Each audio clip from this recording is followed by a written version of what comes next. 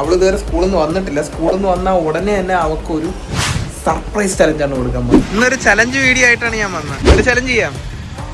Okay ബാ. ഈ താഴെ കിടന്ന കരിയില മൊത്തം കണ്ട. ഈ കരിയിലേല് നീ 30 സെക്കൻഡിൽ എത്ര കരിയില നീ പറക്കുന്നോ അതിൽ ഓരോ കരിയിലേക്കും 10 രൂപ വെച്ച് തരും. ഓക്കെ ആണോ? ചലഞ്ച് അക്സെപ്റ്റ് ചെയ്യുമല്ലേ? Okay start. 5 സെക്കൻഡ്.